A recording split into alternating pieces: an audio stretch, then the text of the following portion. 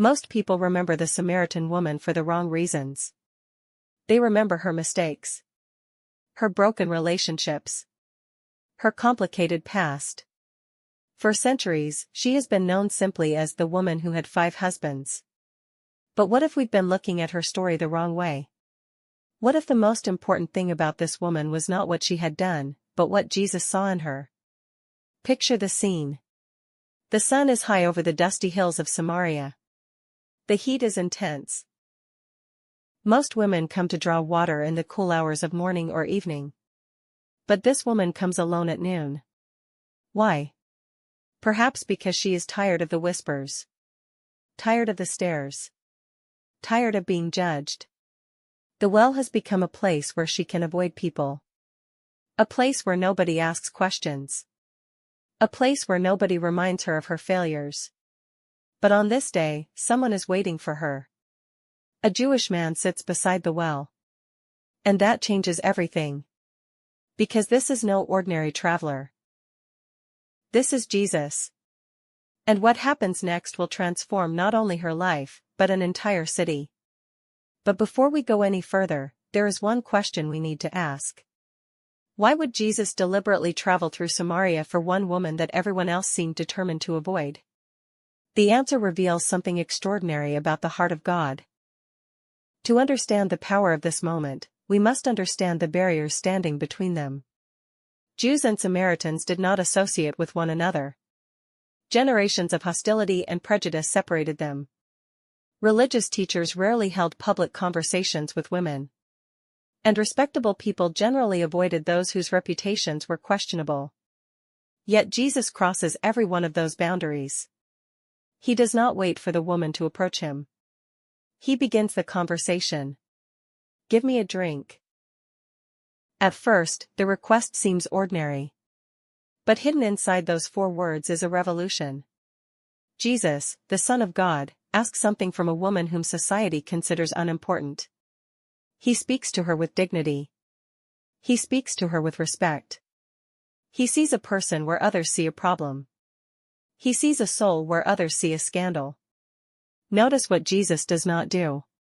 He does not begin by pointing out her sins. He does not lecture her. He does not shame her. Instead, he starts a conversation. Because before Jesus transforms a life, he often restores a person's dignity.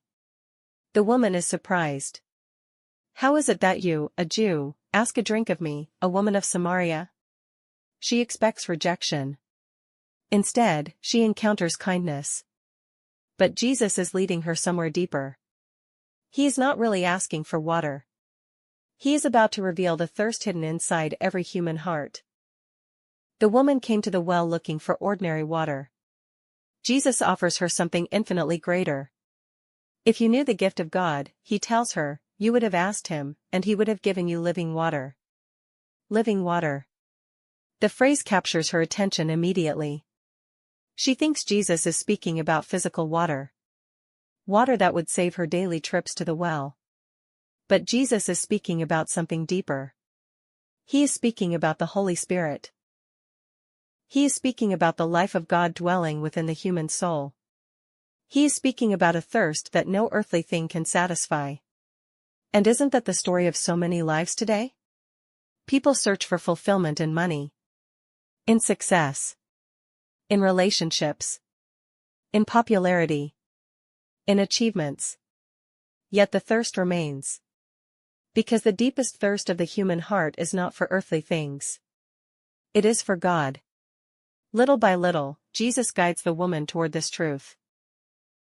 Then the conversation shifts to another question that had divided people for generations. Where should God be worshipped? The Samaritans worshipped on one mountain. The Jews worshipped in Jerusalem. But Jesus reveals something revolutionary.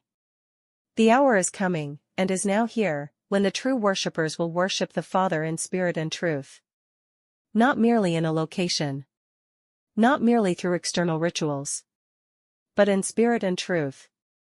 In the Holy Spirit. And through Jesus himself, who is the truth. For the first time, the woman begins to glimpse who is standing before her. And as the light grows brighter, her life begins to change. Because the story of the Samaritan woman is not only her story. It is ours. The woman at the well represents every one of us. Like her, we carry disappointments. Like her, we have wounds. Like her, we have searched for happiness in places that could never fully satisfy. And like her, we often arrive at the wells of life feeling empty. But notice how Jesus deals with her.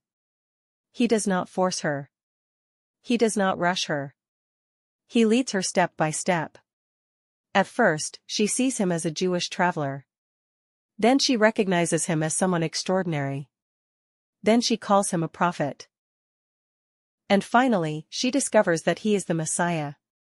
This is often how conversion happens. One step at a time. One conversation at a time. One act of grace at a time.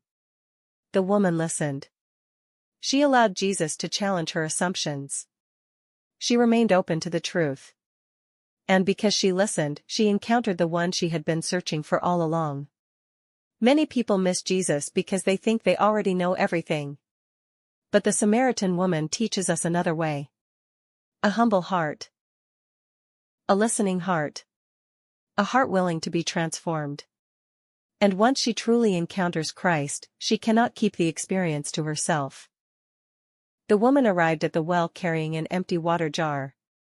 But she left carrying something far greater. Hope. Joy. Faith. The Gospel tells us that she ran back to her town and began telling everyone about Jesus. Come and see a man who told me everything I ever did. And many believed because of her testimony. Think about that. The woman everyone avoided became the woman God used. The outcast became a witness. The broken woman became an evangelist. The greatest miracle at the well was not that Jesus knew her story. The greatest miracle was that he knew everything about her and still loved her enough to stay. That same Jesus still waits beside the wells of our lives today. Not to condemn us. Not to shame us. But to offer